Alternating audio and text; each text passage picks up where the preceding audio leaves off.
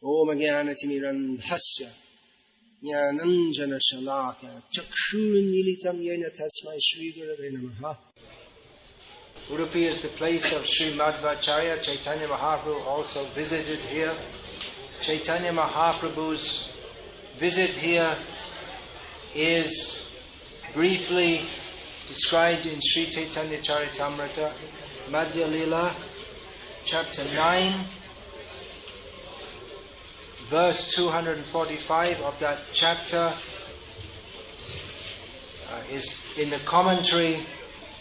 Srila Prabhupada, following the commentary of Srila Bhakti Siddhanta Saraswati Thakur, summarizes the pastimes of Sri Madhvacharya. So I'll read that and then speak some more about Sri Madhvacharya. Here's that verse.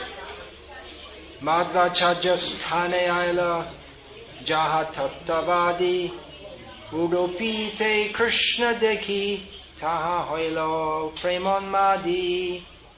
Sri Chaitanya Mahaprabhu next arrived at Udupi, the place of Madhvacharya, where the philosophers known as Tattvavadis resided.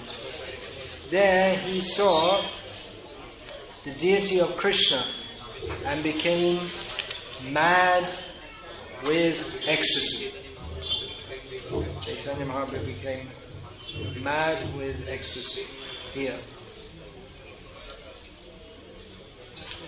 And in the purport, okay, 200 rupees. Who's that? Whose is it? Okay, please take it immediately. Who's going to do that? You want to do that, Divya Prabhanga? Sripad Madhvacharya took his birth near Udupi, which is situated in the South Kannada district of South India. Now it's Udupi district. At the time it was Dakshin Kannada district, just west of Sahyadri. This is the chief city.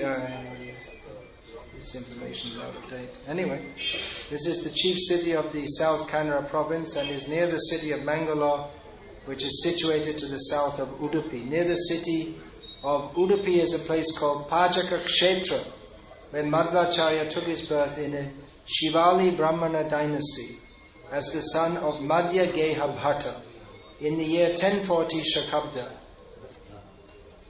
In the year 1040 Shakabda, AD 1118. According to some, he was born in the year 1160 Shakabda, AD 1238. That's a big difference, isn't it?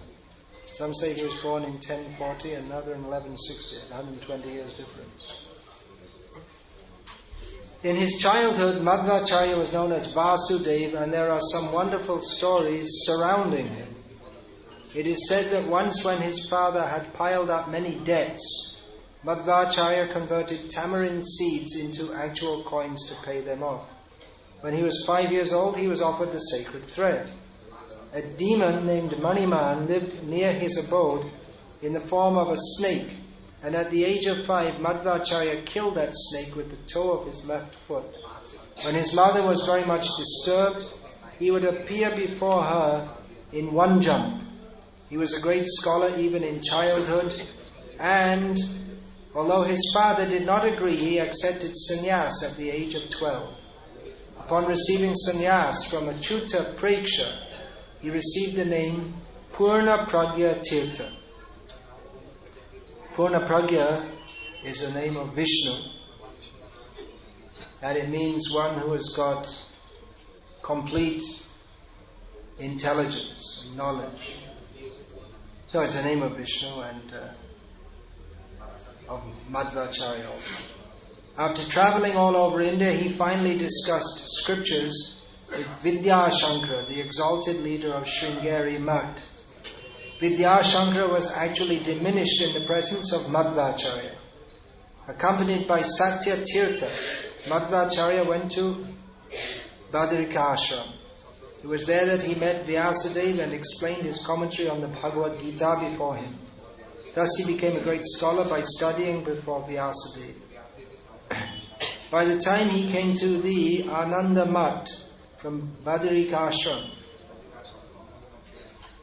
Madhvacharya had finished his commentary on the Bhagavad Gita.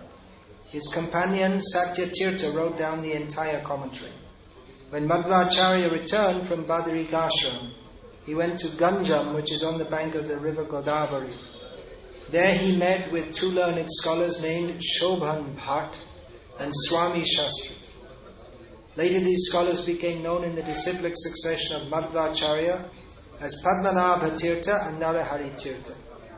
When he returned to Udupi, he would sometimes bathe in the ocean. On such an occasion he composed a prayer in 5 chapters. Once, while sitting beside the sea, engrossed in meditation upon Lord Sri Krishna, he saw a large boat containing goods for Dwaraka was in danger. He saw that a large boat containing goods for Dwaraka was in danger. He gave some signs by which the boat could approach the shore, and it was saved. The owners of the boat wanted to give him a present, and at that time Madhvacharya agreed to take some gopi chandan. He received a big lump of gopi chandan, and as it was being brought to him, it broke apart and revealed a large deity of Lord Krishna. The deity had a stick in one hand and a lump of food in the other. As soon as Madhvacharya received the deity of Krishna in this way, he composed a prayer. The deity was so heavy that not even 30 people could lift it. Yet Madhvacharya personally brought this deity to Udupi. 8 of Madhvacharya's sannyas disciples became directors of his 8 monasteries. Worship of the Lord Krishna, deity. I don't want to speak if people... Every lecture we say time and again, please turn off your cell phones. And can you just do it, please? Please, those who are translating, translate this. Everyone, please turn off their cell phone.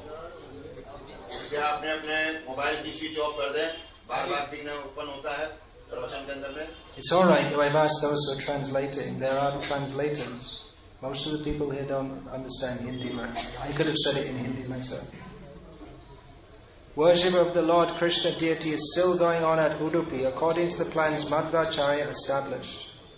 Madhvacharya then for the second time visited Badrikashram. While he was passing through Maharashtra, the local king was digging a big lake for the public benefit.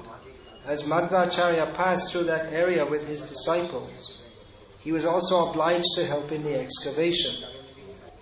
After some time, when Madhvacharya visited the king, he engaged the king in that work and departed with his disciples. Often in the province of Ganga Pradesh, there were fights between Hindus and Muslims. The Hindus were on one bank of the river and the Muslims on the other. Due to the community tension, no boat was available for crossing the river. The Muslim soldiers were always stopping passengers on the other side, but Madhvacharya did not care for these soldiers. He crossed the river anyway, and when he met the soldiers on the other side, he was brought before the king. The Muslim king was so pleased with him that he wanted to give him a kingdom and some money, but Madhvacharya refused. While walking on the road, he was attacked by some dacoits, but by his bodily strength he killed them all. When his companion Satyatirtha was attacked by a tiger, Madhvacharya separated them by virtue of his great strength. When he met Vyasadeva, he received from him the Shalagram Shila, known as Ashtamurti. After this, he summarized the Mahabharata. Madhvacharya's devotion to the Lord and his erudite scholarship became known throughout India. Consequently, the owners of the Sringeri Math, established by Shankaracharya, became a little perturbed. At that time, the followers of Shankaracharya were afraid of Madhvacharya's rising power, and they began to tease Madhvacharya's disciples in many ways. There was even an attempt to prove that the disciplic succession of Madhvacharya was not in line with Vedic principles. A person named Pundarik Puri, a follower of the Mayavad philosophy of Shankaracharya, came before Madhvacharya to discuss the Shastras. It is said that all of Madhvacharya's books were taken away.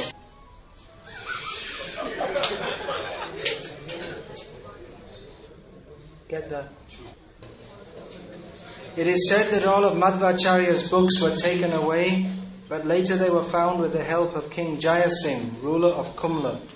In discussion, Pundarik Puri was defeated by Madhvacharya.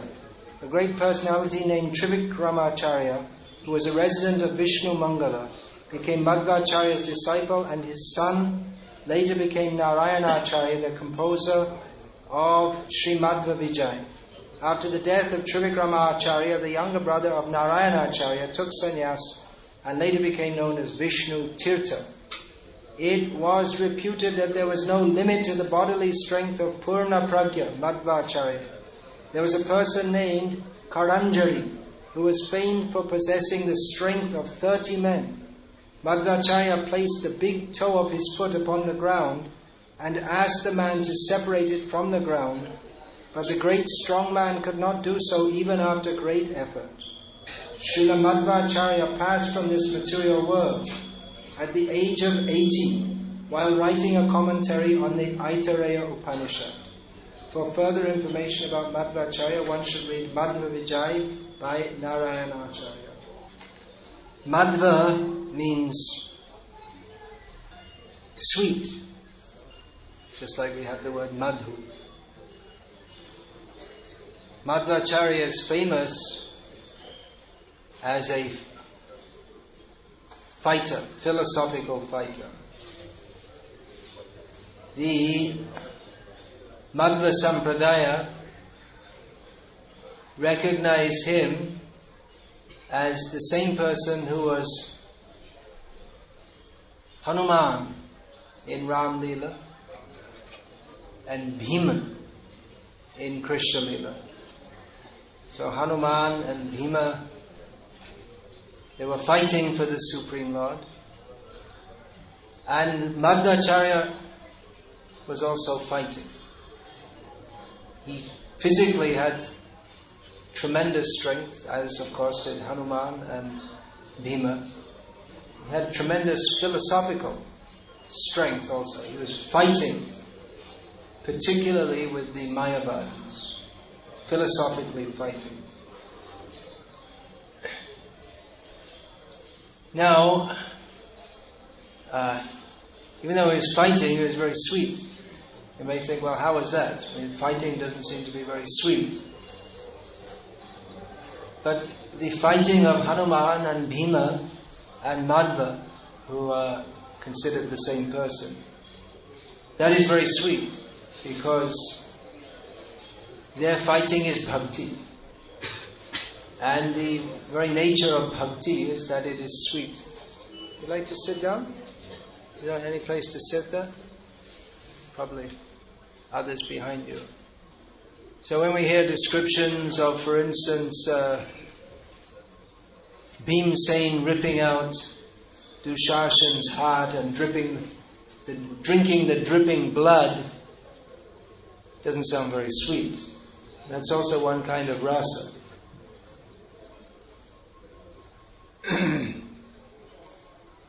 But everything in bhakti is sweet. It's just a matter of appreciating that. So fighting for Krishna is very sweet.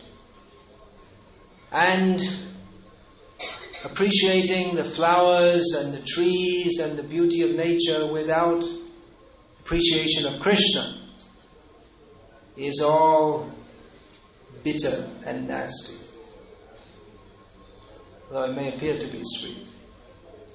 Everything in material existence is bitter and nasty. And everything in spiritual existence is very sweet. Of course, Madhvacharya, apart from fighting, he also composed many very sweet and beautiful prayers. He was an expert singer also. So the sweetness manifested in forms which are more usually connected with sweetness. But it's not that he was sweet when he was singing and nasty when he was fighting with the Mayavadis. That's also a manifestation of his pure love for Krishna, which is sweet. Now, another point is that Hanuman, he is, apart from fighting, and being known as a Vanara, which is usually translated as monkey, although obviously Hanuman is not like the average monkey who we see jumping around. He was very intelligent and knew the Vedas. He was a minister. The whole Vanara society, they had a society. They weren't just a bunch of monkeys. But definitely the society that Hanuman was part of is far more civilized than the so-called human beings of the present day. So Hanuman, he was known as a scholar, but Bhima, not particularly so. Bhima is portrayed as being just big, strong, and not very intelligent. But actually that's not a fact. He's a pure devotee of Krishna. Pure devotees of Krishna, they are decorated with all good qualities. Sarva Mahagunagam Vaishnava Sharire, in the form of a devotee, are all great qualities. Although different devotees exhibit some qualities more than others. Madhvacharya was such a scholar. We can't even imagine the extent of his scholarship. We can't even imagine the culture that was in India even up to 100 years ago. There were so many Vedic Brahmanas who nowadays, if someone's called a Pandit, if they know Sanskrit grammar, which is children's lessons. But in an era approximately 800 years ago, or 1,000 years ago, when there were so many scholars all over India who were actually learned, far more than we can imagine, Madhvacharya stood above them all. So he was a fighter, but exceptionally intelligent and learned, as I say, to the extent that we can't imagine. And even the people at his time, they couldn't imagine. And then you get all these Max Muller and all these Indologists making their comments about Madhvacharya and others. They have no right to comment whatsoever in any way. The only approach we have to Madhvacharya is by tadvidhi pranipatena. It's the only way to approach. I'm only speaking here, although I'm speaking here, but that's by the mercy of Srila Prabhupada, because previously a person like myself, and actually persons like yourself also, even if you're born in Brahmin families, so-called, we wouldn't be allowed in this mountain, even a short time ago. Even though those who are born in Brahmin families at the present time, they wouldn't be allowed in here either, because they never followed any of the ritual. They're just Brahmins by name. They'd be thrown out of the Brahmin community for not following, for working for meat eaters, and for not following all the principles. So we wouldn't even be allowed. We are allowed here by the mercy of Srila Prabhupada, who has inducted us into the sampradaya of the Vaishnava Acharyas. And we can discuss Madhvacharya with appropriate reverence,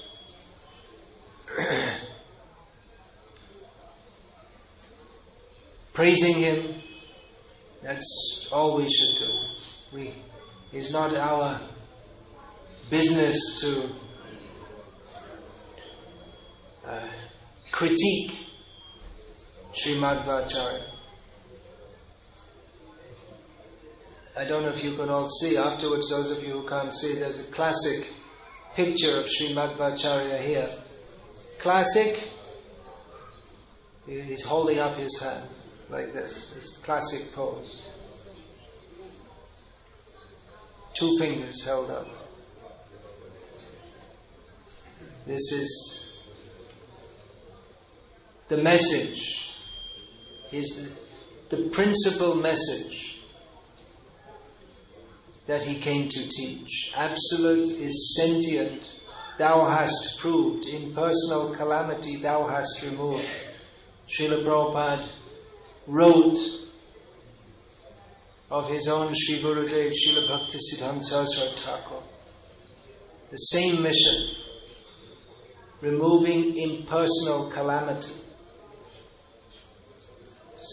The thrust of Madhvacharya's preaching was what is technically called Shuddha Dvaita Vada, or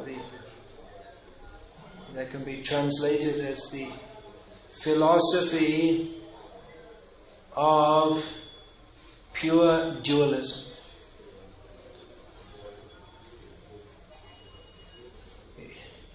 It is said that, or in the Madhva Sampradaya, it is stated that Lord Brahma, seeing on the earth the spread of Buddhism, followed by Shankaracharya, came to defeat Buddhism, but it was a case of out of the frying pan into the fire. Because what Shankaracharya preached was almost the same as Buddhism. In Chaitanya Mahaprabhu described Shankaracharya's teachings as Veda Shrai Nastikyava, that Buddhism is atheism. Veda Manya Bodh Hoito Nastik. The Buddhists are called Nastic, which is translated as atheists. Atheism. Nastikyava. Although more precisely, Gnostic means those who do not accept the Vedas. So, because the Buddhists do not accept the Vedas, they're called Gnostic. But Veda Shrai Nastikyavad Bodha Ke Adhik, even worse than the Buddhists, are those who apparently accept the Vedas but preach the same message. So this refers to the philosophy of Shankaracharya, who practically, that's called Prachanda. What is it? Mayavadam asat chastram prachandam bodhamuchyate. That is the philosophy of Shankaracharya, Mayavad, that is apparently based on Shastra, but is asat. Shastra comes to teach us what is reality, but Mayavad is asat. Non-reality, posing as it's cheating. And it is covered Buddhism. So that's even worse. So Lord Brahma, seeing the spread of these two highly inauspicious philosophies all over India, approached Lord Vishnu and said, well, now is not the time for your avatar, but there's a serious situation in the world. So Lord Vishnu considered to choose one of the demigods for going into the world to combat these bogus philosophies. And he sent Vayu. So, in the Madhva Sampradaya, Vayu is considered the very dear devotee of Lord Vishnu, and that Vayu, his son Hanuman, not different from him, and Bhima, that same person, is Madhvacharya.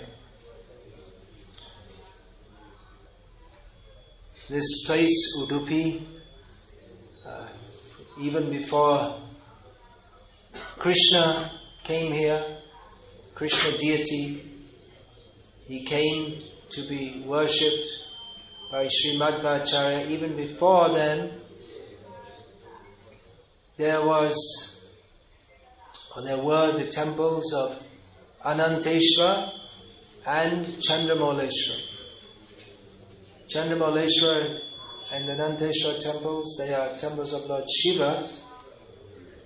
There was a Brahmana who's mentioned in Prabhupada's purport, Madhvacharya Bhatta, whose wife's name was Vedavati. He was a worshipper at the temple of Ananteshwar. He was Vaishnava by disposition, and although worshipping Ananteshwar, he worshipped the deity as Parashuram.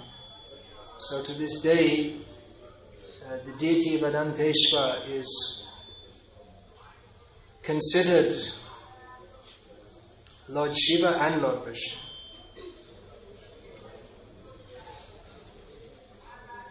Madhvacharya Bhatta, he lived at Pajaka Kshetra. You can visit that place if you have time. It's not far from here. That became the birthplace of Madhvacharya. He would walk daily from there to here. That was common in those days. Brahmins would worship in one place and live in another place, so they'd walk up and down every day. It was several kilometers. He and his wife had 2 sons, but both died. And they undertook severe austerities for a period of 12 years, following Payovrata as described in Srimad Bhagavatam.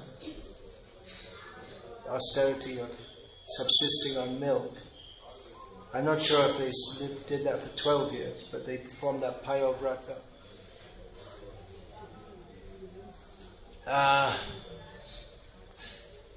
One day in the Ananteshwar temple, an apparent madman climbed on the flagpole, and in the manner of a madman, he said something which wasn't mad. He said that very soon a great person will appear in this place who will preach the actual message of the Vedas. So, shortly after, Madhvacharya Bhatta's wife became pregnant, and when the child was born, very beautiful son, and the astrologers called to calculate his child, they announced that this is a very great person who will be a great acharya. He will preach the actual message of the Vedas, and the local people remembered the statement of this apparent madman who had climbed the flagpole of the Ananteshwar temple and made this announcement. The name given to the boy was Vasudev. When the confinement period was over, nowadays children are born in hospitals mostly, but previously people had culture. And there were rules governing conception, pregnancy, delivery, post-delivery, Vedic rules for bringing forth first-class children. There were rules for bringing forth second-class children also. It means for Brahmanas, for Kshatriyas. There were ceremonies.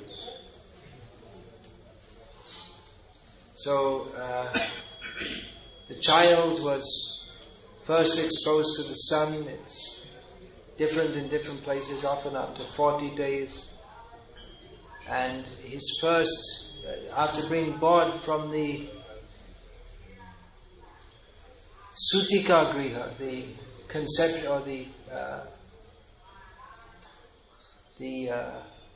what's that called? I can't remember the word. Anyway, where he was kept after birth, the maternity room. His first outing was to Udupi, to the temple. That's a normal thing to do. By the time they came back, it was late at night. They're coming back through the jungle paths. Of course, Madhvacharya Bhatta knew the paths very well. He went up and down every day. But at that time, one of the persons in the party accompanying them was attacked by a ghost. And he started to vomit blood and scream. And the ghost who had possessed the body of that man said, he announced that, take some dust from the feet of that baby and put it on my head, then I'll be delivered from this ghostly condition. Which was done. So, that was a frightening incident. It all ended well and indicated the greatness of the newly born child. But Madhvacharya Bhatta, he expected that there may be more disturbances like this, and therefore we have to protect this child very carefully, because more demons may attack him, as is often the case with great persons. They are attacked by, or great saintly persons, they are attacked by demoniac persons. Bhima is famous as Brikodara, the common translation of which is wolf's stomach, or one who is very hungry. So this child, he was also very hungry, and his mother found it difficult to provide enough milk for him. One day his mother was away from the house, and the child was hungry. He was with with an elder sister. So there was a bag of grain, rough grain, for feeding the cows. One mound, which is about 40 kilos. Big bag. And the bag was open and spilling open a bit. So she went off to find the mother. By the time she came back, most of the grain was gone and the child was inside the bag finishing it off. That was it. He didn't have an official annaprasana. That was his first eating of grain. Now, if even a fully grown man with good appetite ate that much raw, rough grain, he'd have serious digestive problems. What to speak of a baby who had never taken... I mean, for a start, normally, no normal person could eat that much. And this was a baby who had never eaten anything in this lifetime. That's probably why he was so hungry. So, of course, his mother was very disturbed. First of all, how could he eat so much? And what's going to happen? He's going to get sick. But he didn't. He was a hungry child. So like this, Madhvacharya, from the beginning, exhibited superhuman symptoms. We've heard of Krishna and Balaram that catch, in their babyhood, they would catch the tails of the calves, who would then pull them around in the yard. Well, a young boy, Vasudeva, one morning he caught the tail not of a little calf but of a fully grown bull who pulled him around all day. So, that would be like a death sentence for anyone else, but for him that was play. When he was about 3 years old, his family went to a social function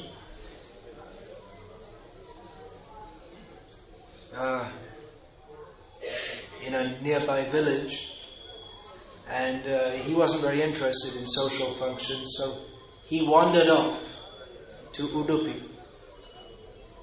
3-year-old boy. And the brahmanas in the temples were surprised to see an infant spontaneously bowing down to the deities and offering prayers to them.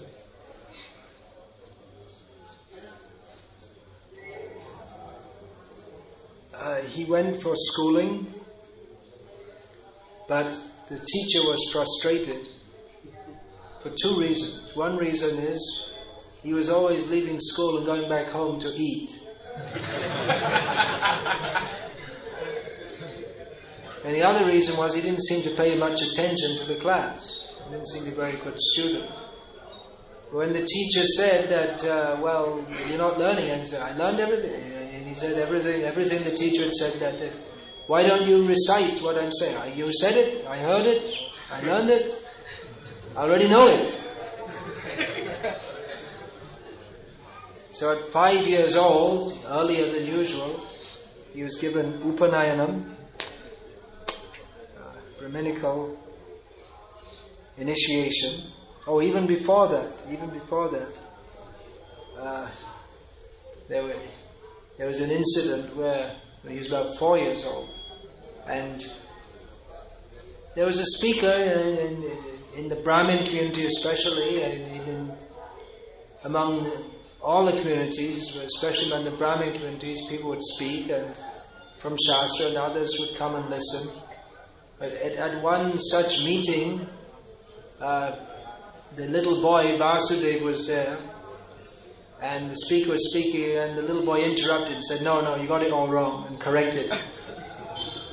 Speaker among Brahmins means he's very learned, usually elderly, respected, and little boy is correcting him. And he's not even had an education fully, just starting his education.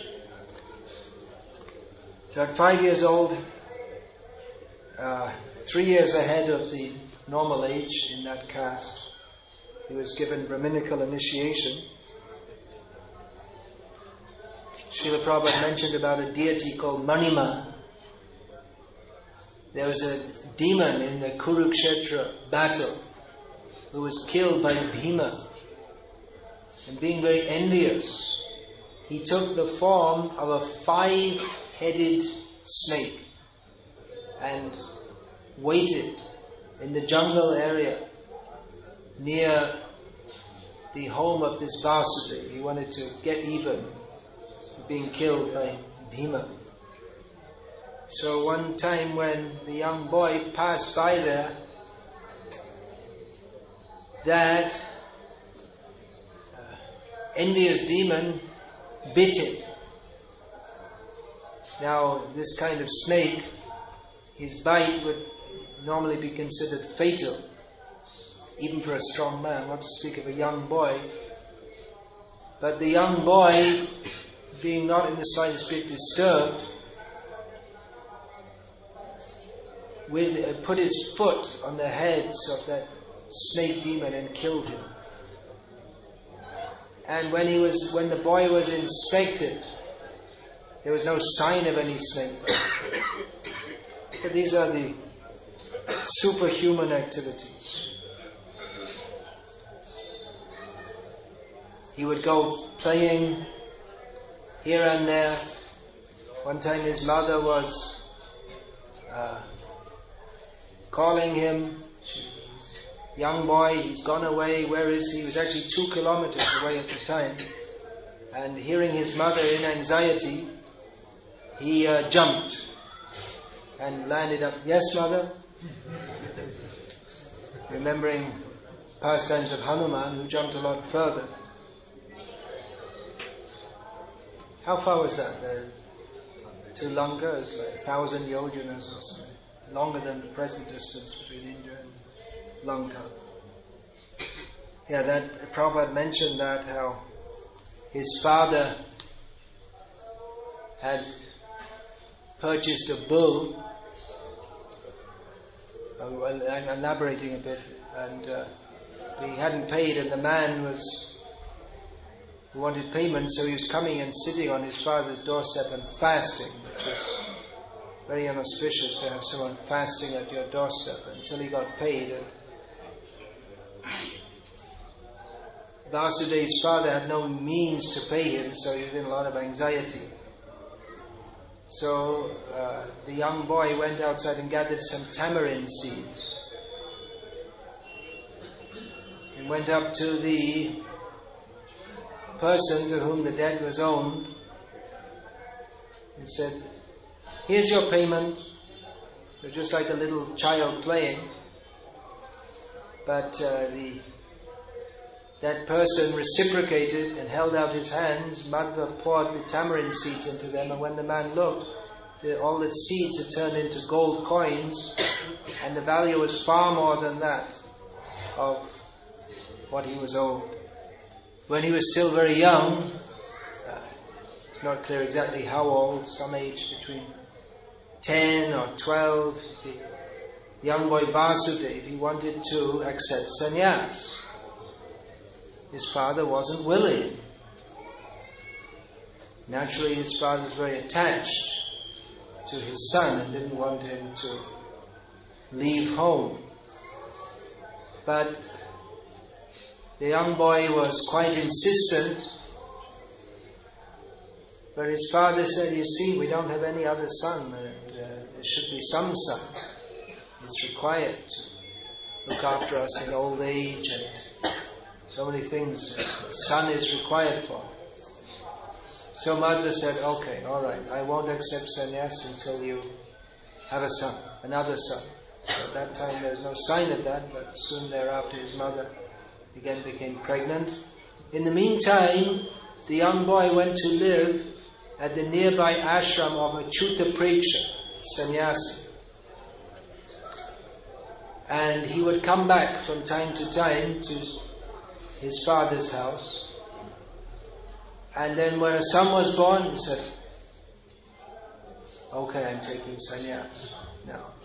What happened was, at one point, his father was trying to convince him not to take sannyas. At one point, his father grabbed the feet of his own child to beg him. And the child said, well, a father never bows down and touches the feet of his son unless he's a sannyasi.